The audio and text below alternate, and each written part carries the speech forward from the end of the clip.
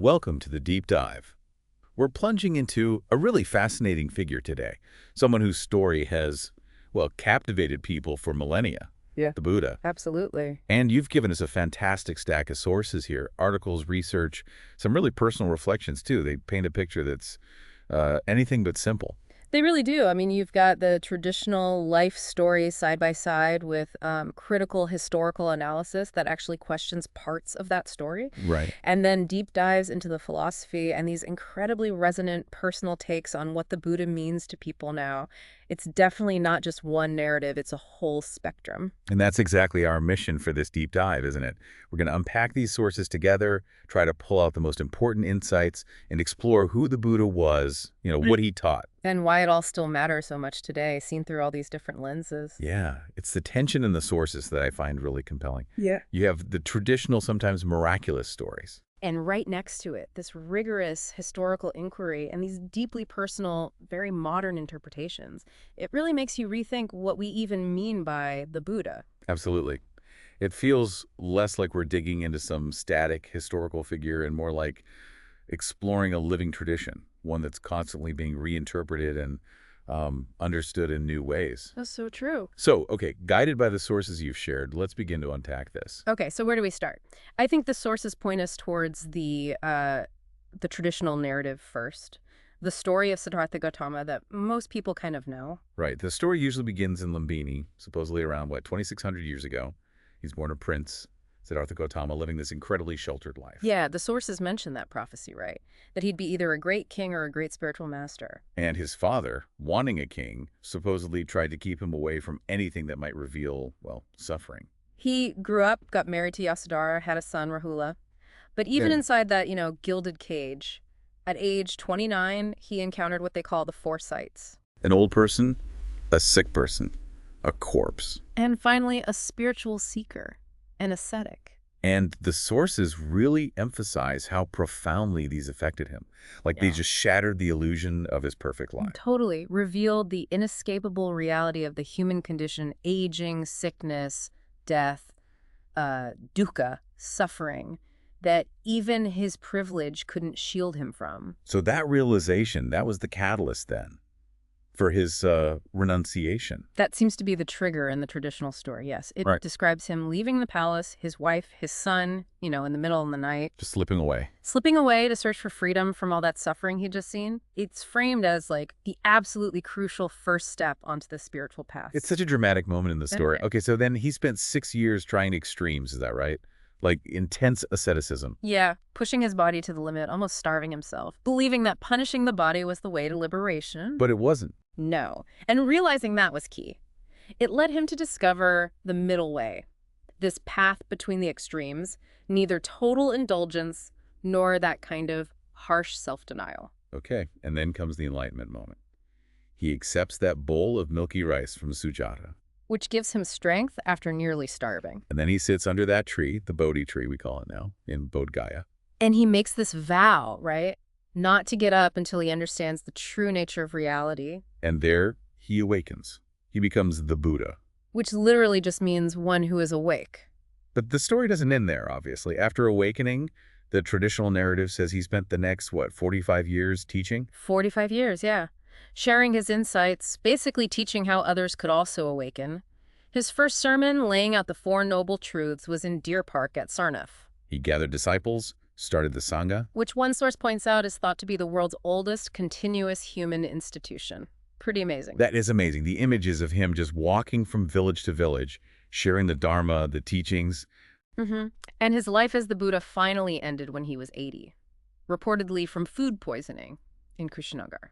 It's interesting. One source really highlights that, doesn't it? The seemingly mundane cause of death. It kind of grounds this enlightened being in a very real, very human body. Absolutely. And that sense of his humanity, it's a really powerful threat, not just in the story itself, but in those personal reflections you shared too, like Andrea Miller's account of her pilgrimage. Oh, yeah, that was striking. Visiting the actual sites mentioned in the texts, Lumbini, Bodh Gaya, Sarnath, Kushinagar, places the Mahaparinibbana Sutra actually recommends practitioners visit.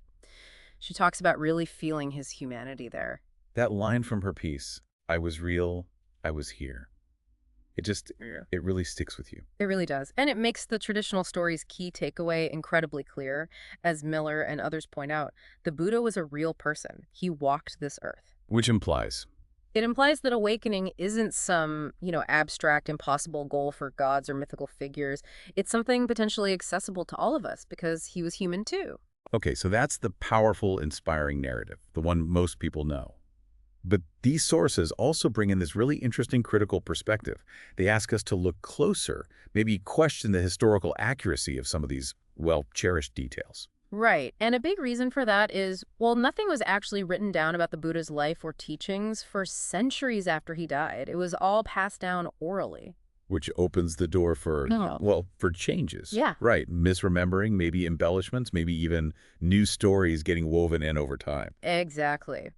The sources trace this evolution. The earliest accounts we have are in the Pali Suttas and the Vinaya, the monastic code. Okay. But later on, you get these devotional biographies, these hagiographies texts like the Mahavastu, the Lauta Vistara, the Buddha Karita, and the introduction to the Jataka tales called the Nidanakatha. And these did what?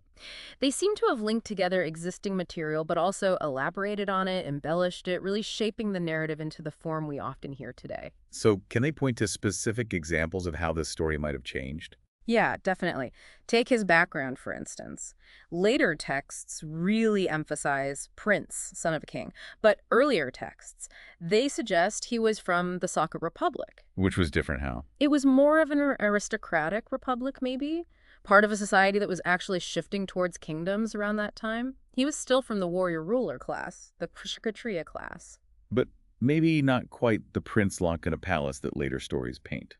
Possibly not. Maybe that image was influenced by his interactions with actual kings later in his teaching career. It's a subtle shift, but it changes the feel. It does. Okay. What about the foresights and that sudden dramatic renunciation at age 29? The sources question that part too. They do. Some scholars suggest the early texts describe his renunciation more as a result of gradual reflection on the nature of life, not necessarily seeing those specific sites for the very first time at that exact age. Huh. So where did the foresight story come from then? Well, here's where it gets really interesting. According to one source, Peter Harvey, that specific story, a Buddha encountering those four sites, was originally told about a past Buddha named Vipassi in a text called the Mahapadana Sutta. Oh, wow. So it was kind of retrofitted, applied to our Buddha story later on. It looks that way, possibly because the lives of all Buddhas were seen to follow a kind of recurring pattern, a template. Okay. But the insight from the sources is crucial here. Even if the story isn't literal history for this Buddha, it powerfully expresses that core teaching about waking up to the reality of aging, sickness, and death. So the meaning is still valid, even if the historical event is debatable. Exactly. It's a perfect example of how myth can convey profound truth. That makes sense. Are there other variations the sources point out? There are smaller ones, yeah. Like the timing of his son Rahula's birth. The Theravada tradition's Nidanakatha says Rahula was born just before Siddhartha left the palace. But the Sarvastivada tradition, another early school, had texts saying he was conceived on the night Siddhartha left. A tiny detail, maybe, but it shows the narratives weren't completely uniform, even across early traditions. Fascinating. The sources also get into claims about the Buddha's abilities, right? Like omniscience is a big one. Later texts often claim he knew everything all at once. They do. But the early texts, like the Kanakathala Sutta, actually have him explicitly saying that knowing everything simultaneously isn't possible. Really? So what did he claim? He claimed the threefold knowledge he gained at enlightenment, remembering his own past lives, seeing how beings are reborn according to their karma, and knowing his own liberation was complete. Plus, a broad knowledge of what was generally knowable in the world. Okay, so profound knowledge, but maybe not literally everything at every moment. Right, and one source mentions a really interesting point from a later post-canonical text, the Milindapanya. It suggests his omniscience wasn't constant, but that he had to actually focus his mind on something to know it in detail. That makes it feel a bit more like a profound cognitive ability rather than some static, godlike omniscience. Exactly. And what about mistakes? Did the Buddha make mistakes after he was enlightened? The sources bring up some really intriguing examples from the early texts. Yes, they do. Like that very challenging story from the Vinaya, where his teaching on contemplating the unpleasant aspects of the body Well, it reportedly led some monks to despair and even suicide. Wow. And he had to change the instruction, introducing mindfulness of breathing as an alternative. The fact that the texts preserved a record of what one source calls a disastrous mistake. That's incredible. It's so humanizing. It really is. It speaks volumes about the early tradition, perhaps its willingness to record difficult or challenging events, not just triumphs. Makes you think. There's also hesitation recorded, isn't there? Like his initial doubt about whether his deep insights could even be taught to others. Yes, and his initial hesitation about ordaining women, although he eventually did. So as part of this fascinating blend, the sources highlight the ordinary and the extraordinary side by side. Totally. You get descriptions of very human frailties, complaining about backaches from sitting meditation, feeling weary after teaching late into the night, intense thirst during his final illness. And then, in the same texts, you get accounts of what sound like, well, superpowers. Crossing the Ganges River through psychic power. The claim he could have chosen to live for an entire eon if only someone had asked him to. And cosmic events tied to his life, earthquakes at pivotal moments, his skin glowing so brightly it made gold robes look dull. Trees blossoming out of season where he died, even supposedly talking right after being born. It's quite a mix. So how do the sources interpret this mix? What's the point of showing both? The thinking seems to be that this juxtaposition was intentional, to show he was truly an enlightened being with transcendent knowledge and abilities. But he still inhabited a human body and experienced its realities, its limitations. Right. The sources also mention the 32 marks of a great man. What were those about?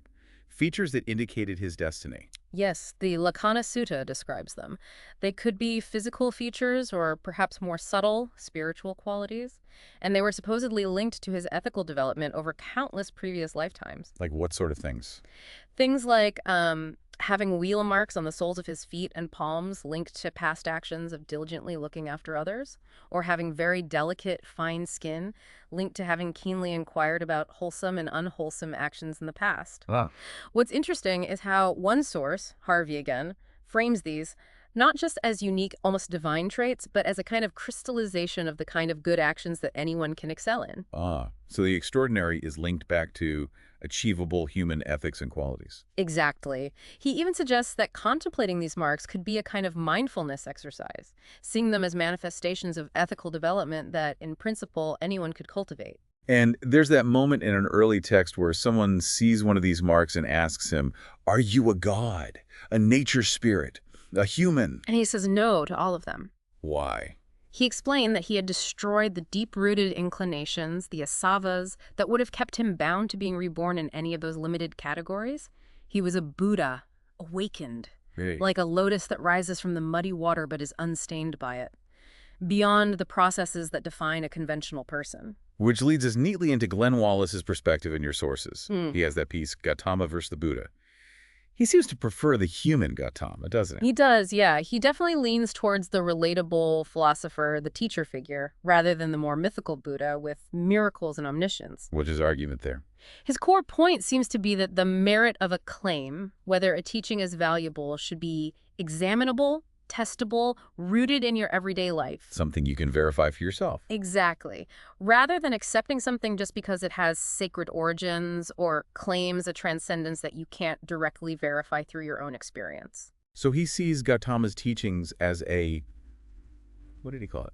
A viable way to human flourishing. Yes, something based on what's in full view, principles and practices whose effects you can actually observe and test in your own life. It's a perspective that really urges focusing on the practical, verifiable impact of the practice, maybe more than the legendary aspects. That seems to be the gist of it, yeah. Okay, and that brings us right to the heart of it, all the teachings themselves. What did the Buddha actually teach people to do? Well, the core message running through all the sources, really, is about realizing enlightenment or liberation for yourself. He was pointing the way towards what one source calls timeless freedom. And the foundation for that is the Four Noble Truths. Right? Absolutely. The cornerstone. I really liked how one source, Norman Fisher's piece, framed this using that classic medical analogy, calling the Buddha the great physician. That analogy works so well, doesn't it? In this model, the first noble truth suffering, dukkha, that's the diagnosis. Life is fundamentally stressful, unsatisfactory. Yeah. Fisher says it's like recognizing inherent illness, seeing apparent health as maybe just an illusion. Right. Then the second truth, the cause of suffering, that's the etiology, the cause of the illness. Which is? Craving, clinging, attachment, all stemming from a fundamental misunderstanding of reality and who we think we are. Even desire for good things like life or health can cause suffering because everything is impermanent, always changing. Okay. Then the third truth, the end of suffering. That's the prognosis or the cure. Liberation, nirvana is possible. It comes through your own insight, your own practice. Desire doesn't have to rule you. It can be clarified, maybe even transmuted. Healing is possible. And finally, the fourth truth, the path itself. That's the treatment plan, the prescription, the Noble Eightfold Path, which involves things like meditation, mindfulness, ethical conduct, right understanding, and so on. Fisher points out something really interesting, though, about the traditional order. Suffering, cause, cure, path. He highlights that the end point in that list isn't the cure, it's the path. Yeah, that's a great insight. Curing is the aspiration, the potential outcome, maybe. But the path is the active, ongoing practice, something you do for and with others, as he puts it. So the cure isn't necessarily reaching some static state of blissful cessation. But maybe finding delight in the ongoing dance of the path itself. Living the path is the healing, in a way. That really flips the perspective beautifully. And Glenn Wallace, looking at those sutras, the quenched and destination ones, he deepens this understanding of the cure or the destination, nirvana or nibbana as it's called in Pali. He presents nirvana very practically as unbinding, specifically the eradication of those core mental poisons. Infatuation or greed, hostility or aversion, and delusion or ignorance, the klishas. And he makes this really important point, doesn't he? That the suffering caused by these cliches, the mental exhaustion, the emotional distress, the confusion, is completely observable in our own lives. We know what that feels like. Exactly, which makes the process of unbinding, of freeing yourself from them, something conspicuous, palpable, as he says, something you can come and see through your own direct experience. It's not just theoretical, you can feel the difference. It's not just something you take on faith. Right, and the path he identifies in that Destination Sutra is almost deceptively simple. Present moment awareness directed toward the body. Which connects right back to Gautama's statement that he became awakened within this 6-foot body. Precisely. It grounds the whole profound message right here in your immediate human experience. It's a warning against getting lost in abstract ideas or deifying the Buddha. The truth is here in your experience. And meditation, for Wallace, is the primary tool for this unbinding work. So the practice is very much focused on the here and now, the body and mind that we actually inhabit. Fisher also makes that interesting contrast between ultimate spiritual healing and, well, ordinary physical healing. He does. He notes that in the traditional stories, Mara, that tempter figure symbolizing challenges and delusions, is never completely vanquished. Their dance kind of continues. Right. And the ancient Indian worldview generally often saw ordinary life itself as suffering, samsara. So the ultimate goal was often seen as ending that cycle entirely, entering nibbana, which literally means blowing out the flame of craving and rebirth. So for the Buddha in that context, death, fully entering nibbana, was the ultimate healing, a completion beyond the limits of the physical body. That seems to be the perspective presented, which, as Fisher points out, is a very different viewpoint from our modern science-driven approach that often focuses on prolonging physical life and trying to conquer death and illness. It really is. So while Buddhist practices meditation, ethics absolutely can and do promote ordinary well-being. They reduce self-inflicted suffering, foster community, contribute to peace. Fisher suggests the larger goal is maybe more about spiritual healing. Yeah, a way of being right with our inmost hearts, finding a deep sense of peace and acceptance, regardless of our physical condition or external circumstances. And then some of the Mahayana perspectives mentioned in the sources add another layer. Right. This idea that we aren't just body and mind. But that we also have this innate Buddha nature, this luminous consciousness that's already present within us. So the path isn't about creating something new, but about purifying. Exactly. Purifying the defilements, the obscurations that cover up this innate nature, allowing it to shine forth. And realizing that can lead to a profound shift in identity, one that allows a person to face even death, as one source puts it, fully and with perfect healing, because they've realized an unchanging nature within all the change. Wow. Okay, this leads us really nicely into how these teachings and the figure of the Buddha himself resonate today. On a personal level, on a cultural level, the sources show how this capacity for awakening speaks to individuals in such different ways. Yeah, like Melissa Myosin Blacker's piece offering that Zen perspective, the idea that everyone is already a Buddha. We just don't know it yet, until we see clearly. Right. I loved her analogy of spotting the iguana in the tree. Me too. The truth, awakening, it's often hiding in plain sight.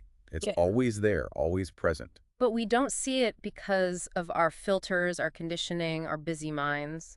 And the practice being still, being quiet, paying attention, it doesn't create the iguana. It just sets the conditions so you can finally see it. When the filters drop, even for a moment. She talks about Dharma gates, right?